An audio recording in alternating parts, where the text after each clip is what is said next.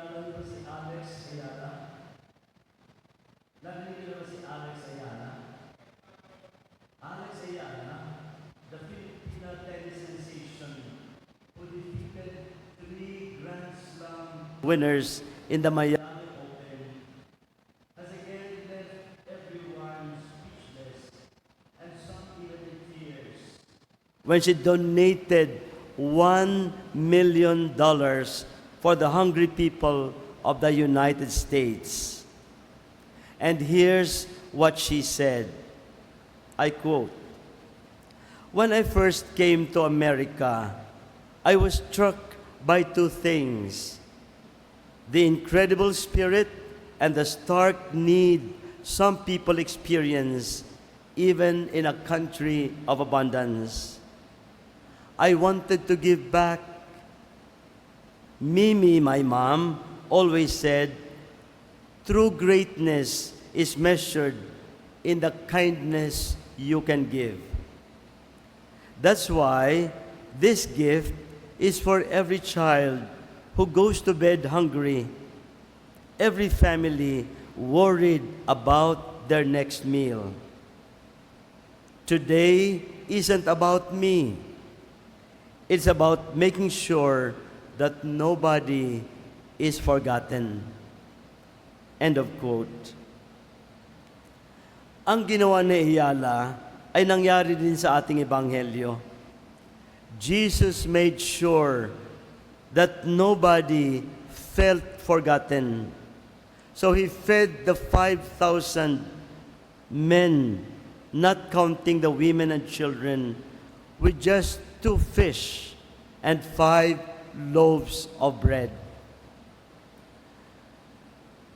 Ito, ang ating ebanghelyo, ay unang paglalarawan ng Eucharistia, ang katawan at dugo ni Jesus, na ang kapistahan ay ipinagdiriwang natin ngayon. Pinapaalala sa atin sa pamamagitan ng ebanghelyo ng debosyon natin sa Eucharistia ay hindi natatapos sa pagtanggap natin ng katawan at dugo ni Kristo. Ang pagtanggap natin ng katawan at dugo ni Kristo ay pakikiisa sa ating Diyos. At kung tunay ang ating pakikiisa sa Diyos, makikita natin ang laman ng Kanyang puso. At ang laman ng puso ng Diyos, ang laman ng Kanyang kalooban, ay walang iba kundi pagmamahal sa bawat isa sa atin. At dahil sa pagmamahal na ito, hindi nakatitiis ang Diyos na kapag meron tayong tunay na pangangailangan, tinutugunan niya ito.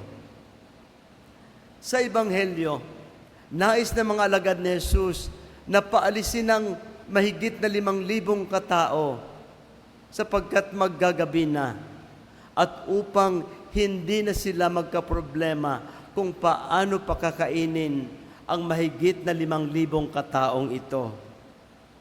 Ngunit alam ni Jesus kung ano ang nararamdaman ng isang taong pagod at gutom at paaalisin mo pa, palalakarin mo ng napakalayo upang maghanap ng makakain.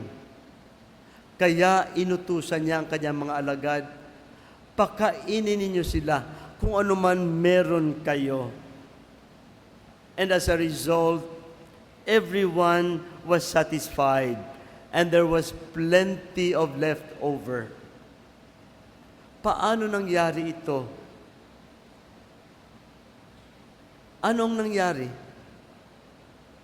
Maaring 2 bagay ang nangyari.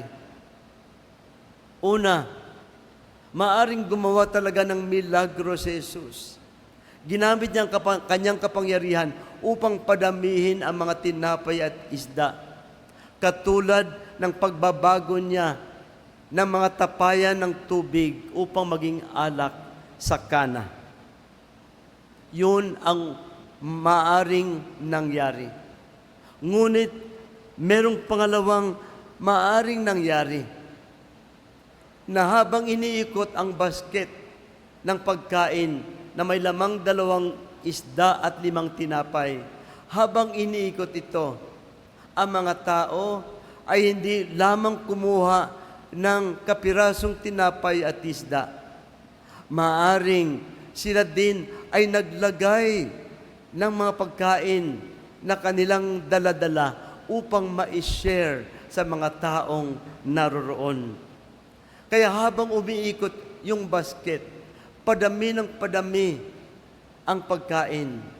At habang padami ng padami ang pagkain, kailangan magdagdag ng mga basket na pagkatapos ay napuno 12 basket ng pagkain ang natira. Ano ang milagro dito? Ang milagrong ginawa ni Jesus ay nasa kalooban ng bawat taong naroroon. Pinadami ni Jesus ang kabutihan sa kanilang puso. Pinadami niya ang habag sa kanilang mga kalooban. Pinalago niya ang pag-ibig ng mga taong naroroon.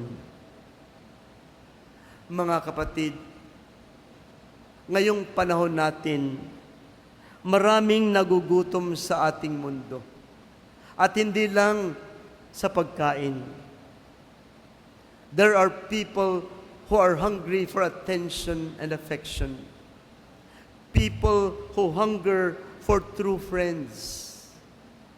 People who are hungry for a home to call their own. Hungry for security and safety in their own countries and in their own homes. What are we doing? Why is the world so fragmented? There is a great divide between those who have so much and those who have almost nothing. There is so much hatred, war, destruction of homes and human lives. Ano ba ang nangyayari? Maybe we have not really united with God. Tumanggap lang tayo ng katawan at dugo ni Kristo, ngunit hanggang doon lang tayo. Hindi natin inalam at pinasok ang kalooban ng ating Diyos. Kaya hindi natin nakita ang laman ng kanyang puso. Hindi natin nakikita ang kanyang konkretong pagmamahal sa bawat isa sa atin. At hindi natin naramdaman ang pagpuno niya ng ating mga pangangailangan. Siguro, kailangan natin ng milagro. We need a miracle. Ngunit, hindi lang milagrong iaasa natin sa Diyos ang lahat, na siyang magbibigay sa atin ng pagkain, siyang magbibigay sa atin ng ating mga tahanan, siya ang magbibigay sa atin ng ating security at kapayapaan. Maaring ang milagrong kailangan natin sapagkat ibinigay na sa atin ng Diyos ang lahat. Ang milagrong kailangan natin ay ang pagbabago ng ating mga puso. Hingin natin sa Diyos. Nadagdagan pa ang ating habag. Nadagdagan pa ang ating kabutihan. Napalaguin pa ang pag-ibig sa ating mga puso. Upang matuto tayong magbigayan, mag-unawa, at magpatawad. At upang masabi natin, katulad ni Alex Ayala, it isn't about me. It's about making sure that nobody is forgotten.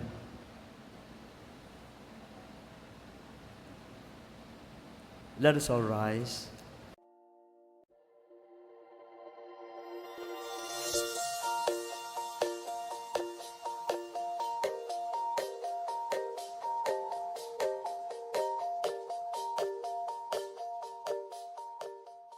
God is good all the time. Thank you for joining us today. View our past broadcasts on our Facebook page, St. Peter Community, and subscribe our YouTube channel. Like, share, and hit the bell.